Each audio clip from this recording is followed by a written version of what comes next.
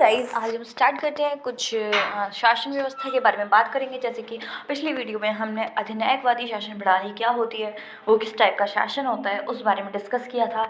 And आज हम दूसरे टाइप के, मतलब कि यही शासन के प्रकार हैं, मतलब किस किस टाइप के शासन होते हैं, है ना, उसमें से ही है ये। तो हम इसके बारे में डिस्कस करेंगे। मतलब हम पढ़ेंगे आज सर्वाधिकारवादी क्या होता है और ये किस टाइप की शासन व्यवस्था होती है। ठीक है, सो स्टार्ट करते हैं। इसमें देखो, इसमें जो अधिनायकवादी शासन व्यवस्था जो मैंने बताई थी, जो कि उस टाइप के होते हैं, मतलब कि जैसे उनका शासन होता है तो वो लोगों की नहीं सुनते, वो अपनी मर्जी से जो करना होता है वो करते हैं। उनके शासन व्यवस्था में लोगों को जनहित मतलब कोई मायने नहीं रखता उनके लिए। ठीक है, इस टाइप की थी। तो इसी टाइप की सर्वाधिकारवादी जो शासन प्रणाली है, ये भी थोड़ी इसी टाइप की होती है। पर क्या इस मतलब डिफरेंस क्या है इन दोनों में? दोनों मतलब कि एक जैसे है कहीं तरह, पर थोड़ा सा डिफरेंस है इसमें। क्योंकि देखो, वो वाली थी जो, उसमें मैंने आपको बता दिया क्या क्या उसकी विशेषताएं थी वगैरह वगैरह जो भी है। और इसमें क्या होता है, इसमें ना जी सर्वाधिकारवादी जो व्यवस्था है, इसमें ना ये जो आधुनिक तानाशाही के तत्व इसमें कुछ मिलते हैं। मतलब जो आज के टाइम पे तानाशाही जिस टाइप की सरकार होती है, ये उस टाइप की थोड़ी सी है।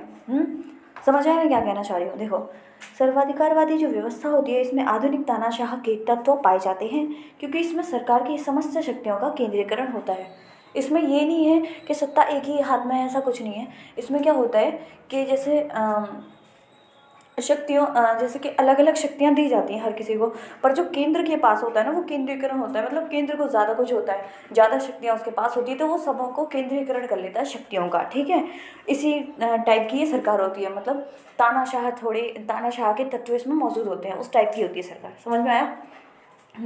तो ये इस टाइप की सरकार होती है। तथा राजनीतिक सामाजिक तथा बौद्धिक जीवन सभी को सैनिक कमान की भांति एक सूत्र में बांध दिया जाता है।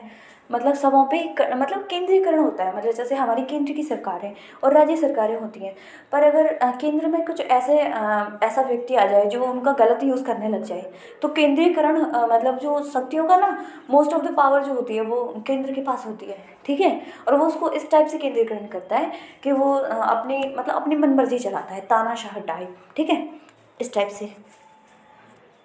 इन अर्थों में ये अतीत की सभी अतिवादी उत्पीड़न शासन प्रणालियों से अधिक कठोर है।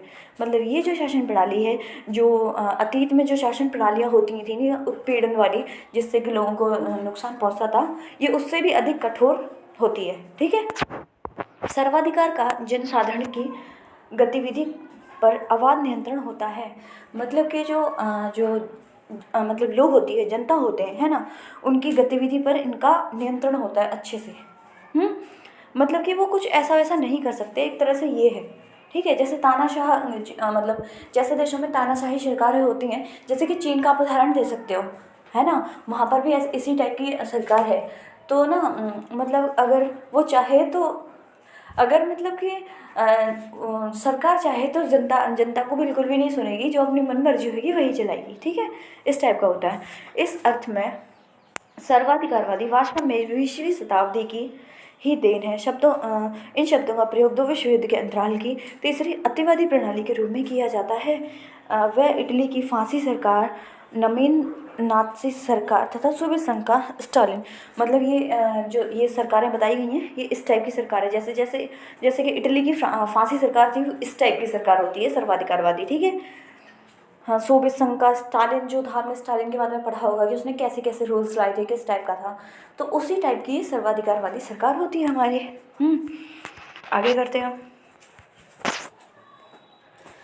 सारांश यह निकलता है कि सभी जो सर्वाधिकारवादी जो शासन प्रणाली होती है अधिनायकवादी होती हैं, परंतु यह आवश्यक नहीं कि अधिनायकवादी शासन प्रणाली सर्वाधिकारवादी हो। मतलब कि कुल मिला के ये है कि देखो, ये कहना चाह रहा है कि जो सर्वाधिकारवादी शासन प्रणाली होती है, वो ज़रूरी नहीं कि अधिनायकवादी शासन प्रणाली हो। मतलब कि जो सर्वाधिकारवादी है वो ज़्यादा, इसका क्षेत्र ज़्यादा बढ़ा हुआ है।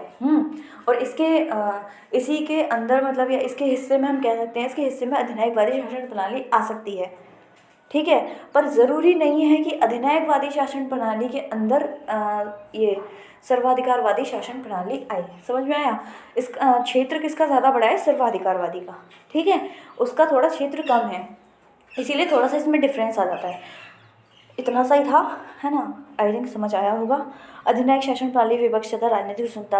हाँ, ये अधिनायक के बारे में नहीं पढ़ रहे हम। बर्बादी बर्बादी हमने पढ़ लिया। हाँ अभी इतना ही था, है ना। बुक में इतना ही दिया है, तो आप अगर आपको ज़्यादा पढ़ना है तो आप कहीं और से जैसे गूगल वगैरह करके आपको मतलब और भी वीडियोस मिल जाएंगी, तो वहाँ से आप कर सकते हो। इस बुक में मेरा इतना ही था, तो मैंने आपको इतना बता दिया। Okay, thank you so much. समझ आया होगा, लाइक कर देना।